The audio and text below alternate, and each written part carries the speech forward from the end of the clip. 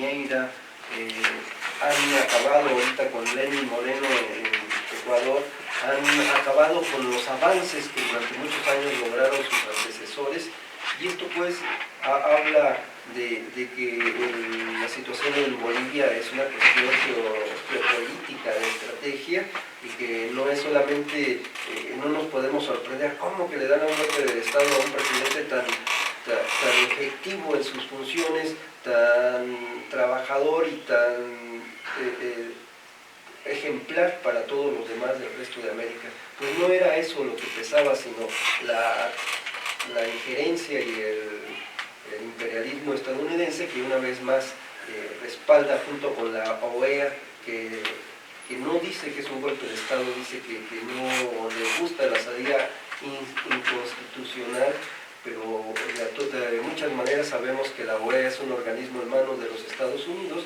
un organismo que ha utilizado Washington para manipular a quienes puede y también con los que no puede. Ricardo, ¿quieres dar una opinión sobre esto? Pues sí, hola, ¿cómo estamos? Me da gusto, participar en esta radio.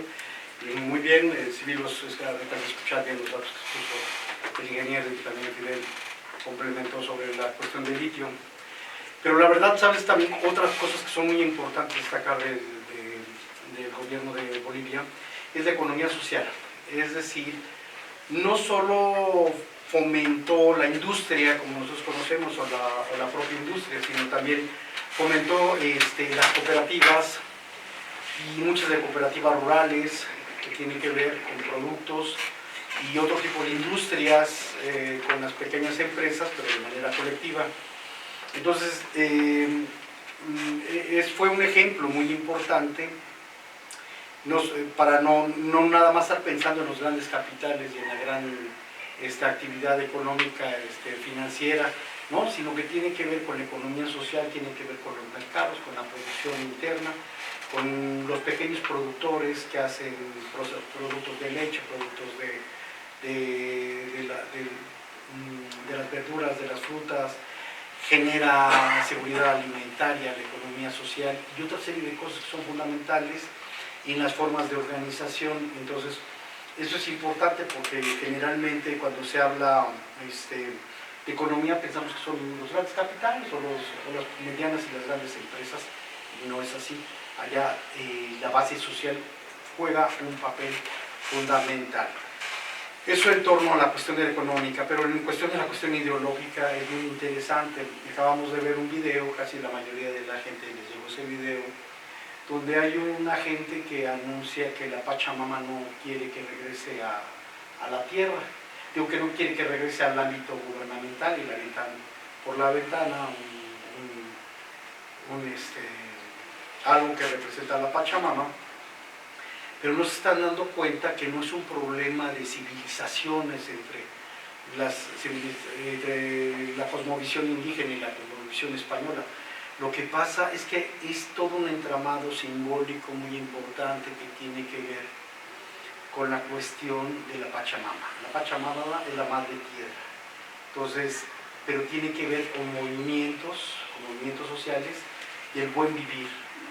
De que no forzosamente todo tiene que ser producción y explotación, y tiene que reproducirse un montón de fábricas hasta el infinito y satisfacer a la gente y tener un consumo infinito, sino principalmente tiene que ver con la necesidad de la gente, la satisfacción de la gente, la recreación de la gente, la proyección de la gente. Entonces, esa es la idea no progresista en el sentido de que todo tiene que ser incremental, toda la economía tiene que ser incremental, el consumo tiene que ser incremental, ¿no? Tienen que haber formas donde la gente se sienta bien, bienestar, donde la gente participe social, políticamente, culturalmente, donde la gente establezca relaciones fraternas en las formas de convivencia. Entonces, esto que descontextualizadamente se presenta como una lucha religiosa, ideológica, no lo es así. Es algo más que tiene que ver el significado de la Pachamama con los grupos originarios indígenas. Sí, y ahorita nos llegan 2 llamadas. Les recuerdo que el teléfono para los comentarios de todos ustedes es el 461-662-5190. Estamos en el Café Federico hablando en este momento sobre la situación del golpe de Estado que se le da a Evo Morales y también su posterior asilo que se le da en el país, atendiendo pues que los revoltosos, junto con no solo los militares, sino una turba que han estado haciendo una violencia sin control, atacó primeramente a la embajada venezolana en Bolivia y también amenazó con atacar la embajada mexicana. O sea, esto habla pues de una violencia fuera de control que cuenta con la venia del ejército, porque si el ejército se supone que es la fuerza que pidió la renuncia de Evo Morales, debería tener el control de la situación, cosa que no es así porque se han dado ataques violentos a las casas de familiares de los gente cercana a Evo Morales, y esto ya es muy peligroso. Incluso la amenaza a la embajada mexicana está pues muy fuera de circunstancia, y voy a dar lectura para que también nuestro público se integre a nuestra plática. Nos llega un comentario de José Alfonso Cabrera Morales desde La Garipa. Dice que un saludo al selecto grupo de radioescuchas de este programa, bueno, que ni es tan selecto, pero bueno, y reiterar la invitación, lo que nos había dicho la semana anterior, mañana martes a las 11, mañana es miércoles, a las 11 aquí junto a Radio Tecnológico tenemos en el edificio históricamente primero, que es el edificio H de Cantera Rosa, donde están los estudios de Radio Tecnológico. Enfrente está un ahuehuete que trajeron desde Oaxaca, y en este lugar, junto a este ahuehuete, se va a hacer una remembranza al pintor mexicano Francisco Benjamín. Aquí dice acaecido este año, no sé qué, bueno, se tiene que hacer una remembranza de este pintor oaxaqueño Francisco Benjamín, seguramente, no, Francisco Benjamín, seguramente tiene que ver con el árbol, porque este árbol se hizo una donación, porque es de un árbol histórico oaxaqueño, otoño. Sí, es un ahuehuete. Dice, esto pues será mañana, miércoles a las 11 de la mañana, aquí en el Prado junto al ahuehuete, y dice que nos espera a todos, porque esto es como plantar amor. Esto dice José Alfonso Cabrera Morales, para aquellos que no conocen el ahuehuete, que es el árbol más bonito de aquí del Tecnológico, pues vayan y escuchen la remembranza sobre el pintor Francisco Benjamín. Y también nos llama Juan González, nos dice que ya que Evo está en nuestro país, sería bueno cambiarlo por AMLO, pues hizo buenas cosas en Bolivia. Bueno, señor Juan González, la diferencia es que Evo estuvo 13 años gobernando y AMLO apenas tiene un año, cuando recibió un país completamente en ruinas. Bien, yo creo que sí es importante decirle a la opinión pública que en efecto se trata de un golpe de Estado, definitivamente, es un golpe de Estado y violento. Fueron amenazadas, quemadas, vandalizadas las casas de los funcionarios de Evo Morales, la hermana de él también fue de la casa, fueron secuestradas incluso. Evo Morales incluso hay alguna fotografía donde fue pateado por parte de la policía. Entonces, está claro que fue un golpe de Estado. Y el World Press es una compañía que ha difundido una traducción de todo un plan de golpe de Estado fraguado, planeado desde hace meses. Ahí se habla acerca de la intervención no solamente de la burguesía boliviana, de los inconformes bolivianos, sino también de la burguesía chilena, por ejemplo, que fue desplazada por las nacionalizaciones inconformes. Habla acerca de la intervención del gobierno colombiano, del brasileño, que tienen injerencia en este golpe de Estado. El mismo clero evangélico de Bolivia está metido ahí. O sea, se fragua todo un plan desde hace tiempo. La Iglesia Católica. Sí, no nos confundamos, es ahí, cristiana. Cristiana, sí. Pero los católicos son la mayoría, ¿no? Pero no sé. Al final de cuentas, sí, habla que el clero está, Sí, claro. y lo vemos en las noticias. Pues. Eso no sorprende.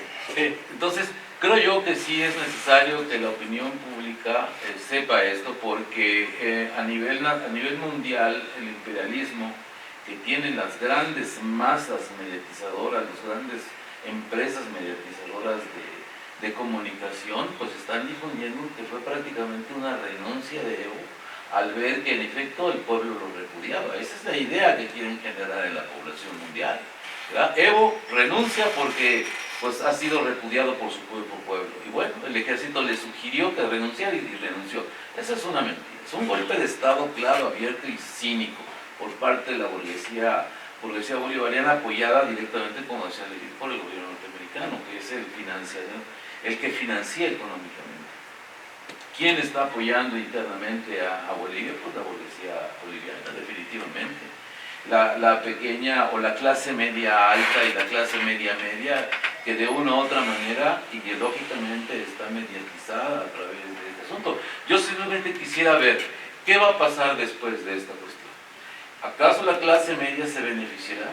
¿Acaso los que están ahorita apoyando la dictadura se beneficiarán? La gente de la calle de a pie que está contrarrestando la entrada de los campesinos de otros lugares a La Paz, porque ha habido ejércitos prácticamente campesinos armados en lo personal con palos, machetes y demás, que han entrado a las ciudades a defender el gobierno de Evo, y ciudades se han barricado, las ciudades, para impedir eso. Esa gente se va a beneficiar. ¿Qué va a pasar después de esta situación? Hay fuerzas obviamente que quieren regresar a lo que había antes, y eso es lo que va a pasar. La pobreza, la miseria va a volver a resurgir. Y las bases militares. Las bases militares, es decir, van a tratar de involucionar a Bolivia hacia atrás. Y eso, pues, eso es algo que el pueblo mexicano debe de tener claro acerca de lo que es Bolivia. ¿Por qué todo esto?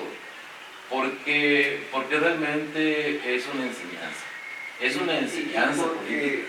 Porque el ejemplo que nos ponían como economía de crecimiento ejemplar, que era la chilena, se desfonda completamente con una gran insurrección, esta sí popular del pueblo. Entonces el ejemplo que nos ponían se derrumba. Y además los gobiernos que estaban bajo la derecha los pierden, la izquierda los vuelve a recuperar, y si a eso suman a la economía latinoamericana, la segunda economía más pujante, que es la mexicana, después de Brasil, entonces esto prende las alarmas en Washington, en los gobiernos conservadores, en las aristocracias financieras de cada país, los ricachones de cada país que se beneficiaban grandemente con las políticas de Washington. Cuando estos gobiernos progresistas hacen lo que hicieron, es decir, revertir los índices de pobreza, tener mayores accesos a educación, a salud y a una vida digna de su población, en vez de reconocerles esto, se les achaca como un populismo, como un comunismo que no tiene cabida en nuestras democracias modernas. Algo completamente falaz que mucha gente repite y repite, porque es hasta extraño, porque es gente que, como decía el ingeniero, ni siquiera tendrá ninguna ganancia o un usufructo o una motivación política, sino simplemente es como usada y replicando discursos que los convencen porque no tienen mayor información. Y las semanas anteriores hablaba de las desigualdades de la clase política, de los llamados funcionarios. Aquí quiero rescatar desde un punto de vista positivo la intervención de nuestro secretario de Relaciones Internacionales, Marcelo Ebrard, que rápidamente se comunica con el presidente López Obrador y pues llaman a de alguna manera tomar una posición respecto a lo que sucedía en Bolivia. La decisión claramente hoy se expresa en lo que fue la mañanera, que deciden que se acepte diplomáticamente a Evo Morales. Y muchos empiezan de la derecha a decir que Evo no es bienvenido, que es una persona de mal gusto, que cómo se empieza... Pero yo platico con este tipo de personas, bueno, pues, al final de cuentas vivimos en una sociedad compleja, con distintas formas de pensar. Yo les digo, esta parte de México que ha tenido frente a otros países en situaciones problemáticas, pues lleva muchos años. En 1930 viene a resurgir la famosa doctrina Estrada, que actualmente la estamos utilizando mucho, y es la que caracteriza a México en atender a estos refugiados que tienen problemáticas en otros países. En su momento se ha dado asilo a personajes tan trascendentales como lo ha sido León Trotsky, mucha gente de la problemática que tuvieron en España con Franco, de la problemática con Pinochet en Chile. Entonces estamos rescatando esa parte de la solidaridad de un país neutral que dice, bueno, en lo que decide, porque también hay una declaración importante de Bolivia. Han intentado pues legitimar el gobierno actual ya 2 veces en los transcursos de estas horas, porque estamos hablando de hechos recientes, y no lo han logrado. Entonces dice, pues yo, bueno, más bien México adopta la doctrina Estrada y dice, es bienvenido Evo Morales en lo que resuelve la situación. Y respecto a lo que se tenga por resolver en el país de Bolivia, pues ellos decidirán la parte de continuar con el asilo político hacia Evo. Pero bueno, es algo importante que para lo personal se me hace que lo ha hecho el país bien. Otros me decían, no, pero es que no se permiten. Digo, también otros decían, pero eso no se hace con los que ustedes dicen dictadores. Digo, bueno, inclusive en épocas de Porfirio Díaz, al tener buenas relaciones internacionales, pues termina exiliado en Francia. Lo reciben, tal vez en esa época pues no tenían redes sociales y le hubieran gritado que era un personaje no bienvenido en Francia. No, pues es la cuestión de la política internacional, que se les da el derecho a, pues en que se resuelve la problemática en sus países, pues puedan seguir en libertad, pues de alguna manera.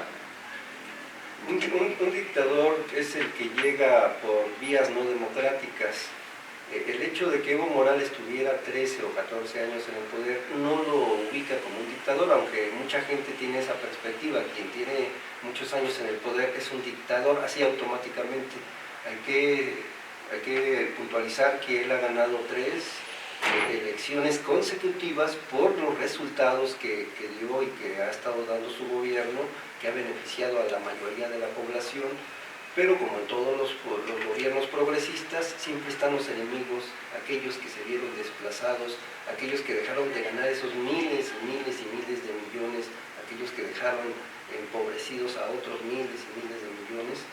Y entonces se da esta circunstancia, el hecho de que se anuncien que va a haber elecciones, pero hay que puntualizar, va a haber elecciones, dicen. ¿Cuándo? Lo más pronto posible.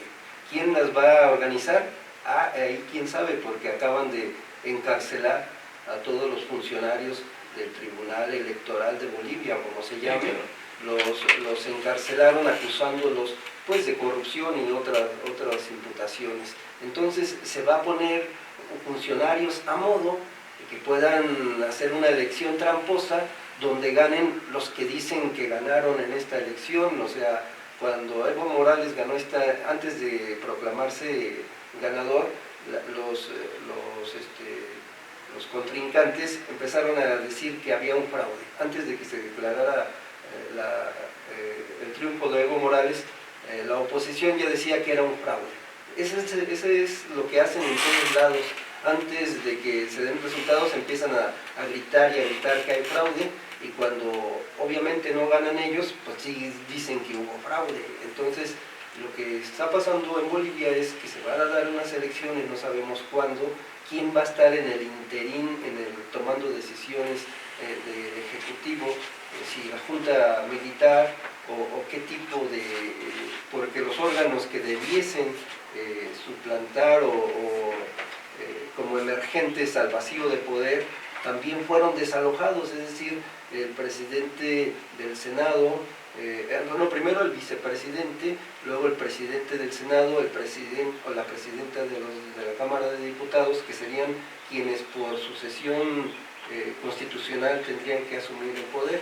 Ellos los hicieron también renunciar, igual que a Evo, es decir, sacaron a toda la dirigencia política que no concuerda con la ideología de los golpistas, y vamos a esperar quiénes se asumen como presidentes o mandamases en este interín del golpe de Estado. Por lo pronto todos sabemos que el ejército tendrá pues la prioridad. Aquí ahorita, según la información no controlada, digamos, así que sale en algunas empresas televisivas no oficialistas, digámoslo así, como Russia Today, RT, algunas, han manifestado y han pasado algunas imágenes y algunos reportes acerca de que se están refrescando la lucha prácticamente civil en algunos lugares, sobre todo en los puntos donde tenía mayor presencia Evo Morales. Son gente, mucha gente, cientos de gentes que han salido a las calles, campesinos, sobre todo indígenas, en pro y defensa del gobierno popular. Obviamente, pues lamentablemente, espero que no sea así, pero muy probable que suceda es que para pacificar el ejército va a tener que aplicar la represión y la violencia. ¿Qué es lo primero que tendría que hacer? Pacificar con un toque de queda, con un estado de sitio, con lo que sea, pero pues va a costar sangre a los bolivianos. Pacificar entre... Sí, claro, pacificar a fuerzas, o sea, ese es un hecho, ¿no? O sea, no es pacificar sino someter la pacificación. Pero quienes están haciendo la violencia son los golpistas, principalmente los golpistas. Lo único que está haciendo el pueblo, pues es defender su gobierno, o sea, a final de cuentas. Hay que recordar el golpe de Estado que se le dio a Hugo Chávez. Ahorita se me va el dato del año. Sobre todo eso... Y que el pueblo y las Fuerzas Armadas recuperan el poder en horas, la designación constitucional para el presidente Hugo Chávez, porque tenía ese apoyo de la población se volcó a las calles cuando supo del golpe de Estado, cuando el autoproclamado tuvo el reconocimiento inmediatamente de Estados Unidos y de España, pero no duró más que unas horas en ese trasiego. Tú decías al inicio sobre el contexto general sudamericano, y es cierto, o sea, no olvidemos que en meses y en años recientes, en la historia reciente, ha sido un intento constante del gobierno imperialista norteamericano el poder controlar América del Sur. Ahí está el inmediato sur de Venezuela, no pudo, prácticamente no pudo. Siguió Nicaragua, ni con Cuba, ni Ecuador, bueno, Cuba ya es un aspecto más viejo y nunca ha podido, ni creo que podrá, francamente, porque, bueno, pero las intentonas que ha hecho en Ecuador, en Nicaragua, en Venezuela, en Brasil con Lula, en Honduras y hoy en Bolivia, o sea, demuestran, ¿verdad?, que de hecho es que el imperialismo norteamericano quiere tener hegemonía política en su mercado, en su área, porque recordemos que desde el punto de vista geopolítico, Estados Unidos, el imperialismo propiamente norteamericano, en Europa ha caído. O sea, ha sido invadido y rebasado por la economía china, por ejemplo, ¿no? Entonces, algunos geopolíticos mencionan que ahorita la estrategia de la América del Norte precisamente es agazaparse en sus territorios, y esta es una política... Bueno, los que considera sus territorios, claro, deja el Medio Oriente en manos de Rusia, acuerdan que Rusia queda en Siria en lugar de la fuerza de ocupación estadounidense, pero como dices bien, Estados Unidos lo que no quiere permitir es que nadie se meta en sus intereses continentales, y esto es un ejemplo.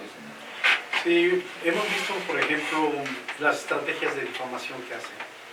Y sí es importante que, aun cuando hay gente que es muy insensible, ¿no?, que no sabe que lo que vive Bolivia lo vive México, lo vive América Latina, es importante leer todos los símbolos de nuestra época, todos los signos de nuestra época, para saber qué es lo que está sucediendo.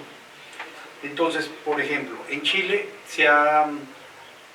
hubo un rato que estaba a punto de derrocarse ya el presidente, y ahorita como que les dijeron aguanta, y siguen. Entonces viene lo de la Asamblea Constituyente, que es una propuesta interesante, pero no sigue la política de represión de los grupos de choque, principalmente, y siguen castigando a la ciudadanía. Entonces, sí hay ahorita como un reajuste en la política, y no se anuncia por los signos que dan que es bueno.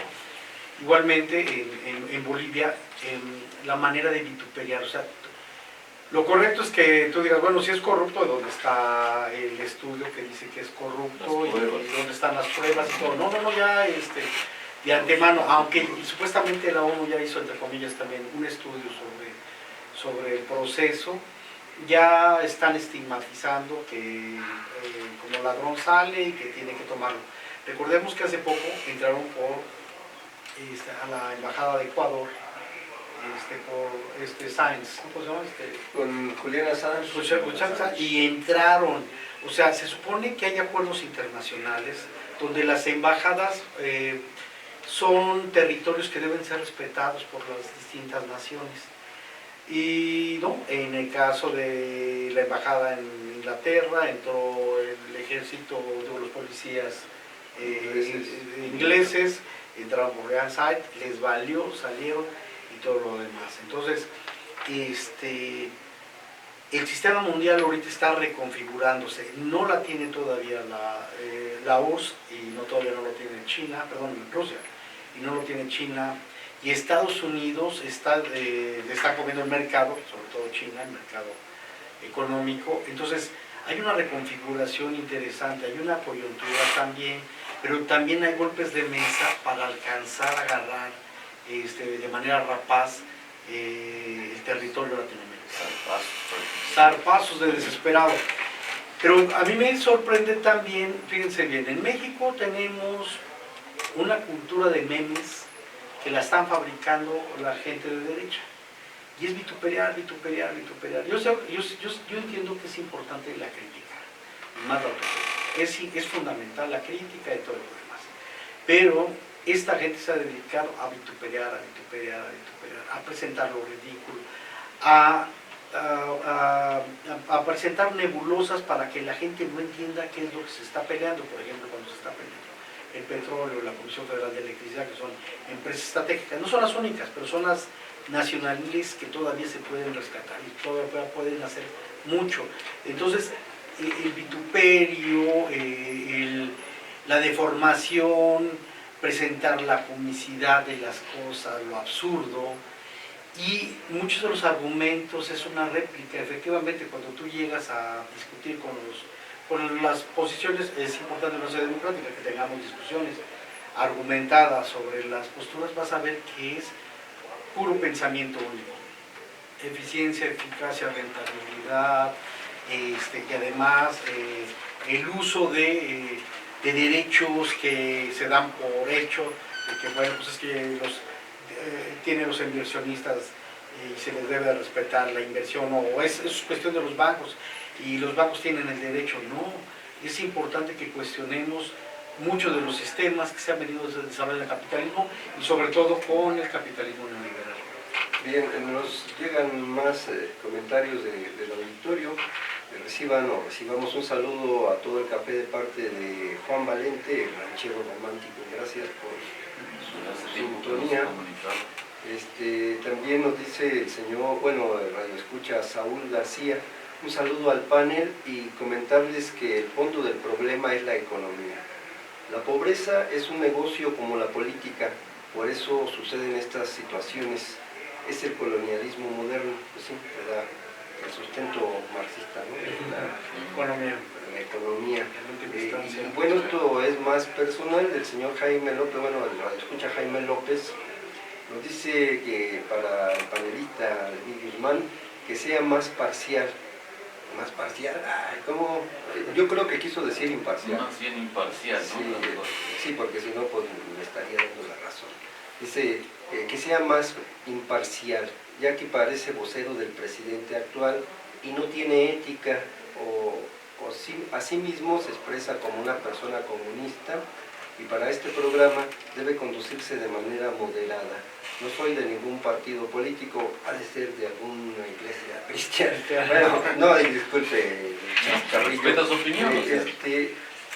Eso de que los comentaristas no debemos de tener opinión es una mentira. Eso de que todos los periodistas son imparciales es una gran mentira.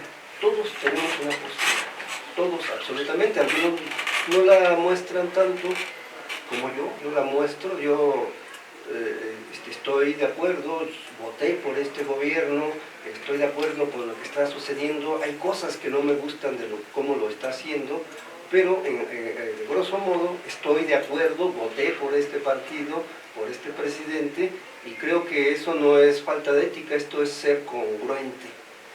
Que yo tenga un argumento al frente de un micrófono no es para que todos los que escuchen este programa piensen como yo, simplemente como Jaime López puede molestarle que yo hable como una persona comunista. No lo soy tampoco, he leído la filosofía comunista, sí soy más gente de izquierda, soy gente de izquierda que toda la vida he creído que en la cuestión social, en la justicia social, y eso es mi postura. Pero si esto puede incomodar a alguna gente, pues esto yo ya no lo puedo resolver.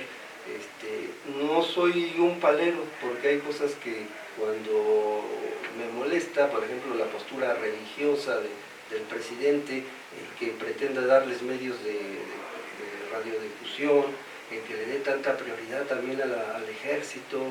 En fin, hay muchas cosas que no estoy de acuerdo. El que se la pase mucho tiempo ante los micrófonos y las pantallas discutiendo por horas y horas, tampoco estoy de acuerdo.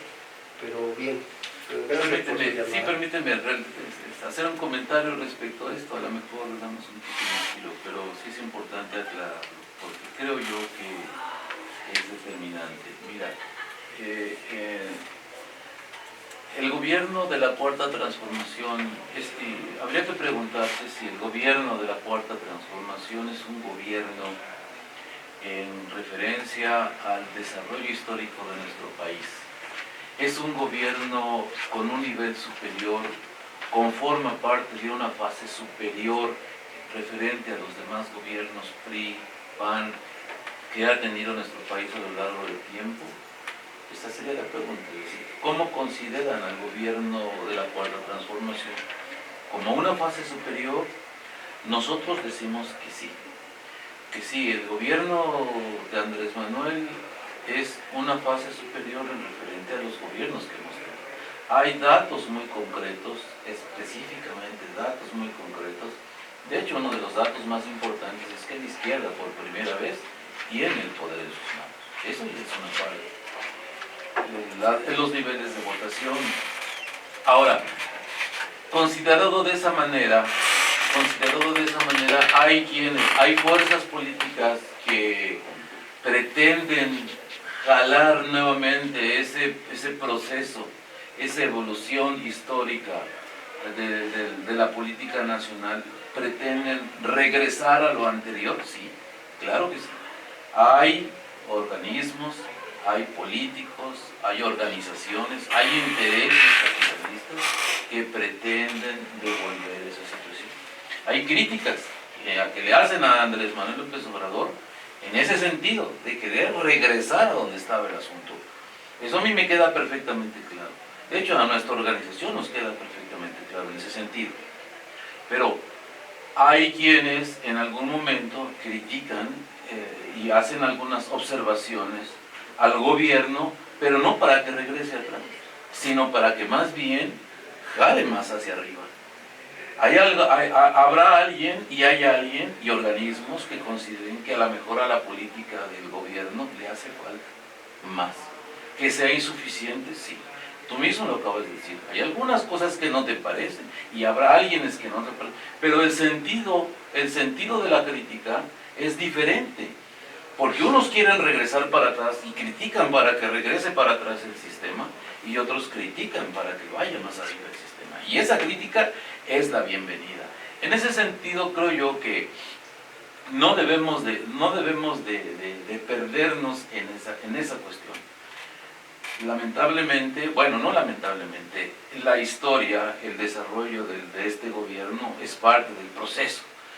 ¿Va a ser finiquito? Es decir, ¿llegamos al tope evolutivo como sociedad? Claro que no, va a haber más adelante. Entonces, pero nosotros debemos de calar. La gente, ¿por qué votó por Andrés Manuel López Obrador? La gente no votó por Andrés Manuel propiamente. La gente votó porque no quería ya lo demás, volver a estar como estaban. ¿Y por qué lo sigue defendiendo? Porque no quiere regresar. Prefiere prefiere a lo mejor soportar errores y deficiencias del presidente ahorita como está, que volver hacia atrás. Sí, hay una gran aceptación, aun cuando en los medios, en las redes sociales haya un tremendo ataque al gobierno. Ya en las encuestas que tienen mayor peso y son metódicas, reflejan un aumento, incluso si ganó con el 53% de los votos, ahora tiene, en algunos hablan del 59%, otros incluso hablan del 78% de aceptación, mientras que Piñera en Chile ahorita tiene el 9%, Bolsonaro casi lo mismo, 12%, pero bueno, son cosas, y la diversidad de pensamiento, eso es lo importante. Yo no pienso que sea un gobierno en un nivel superior, un gobierno diferente. Un gobierno que va en otra dirección, y eso es lo que queríamos. Vamos a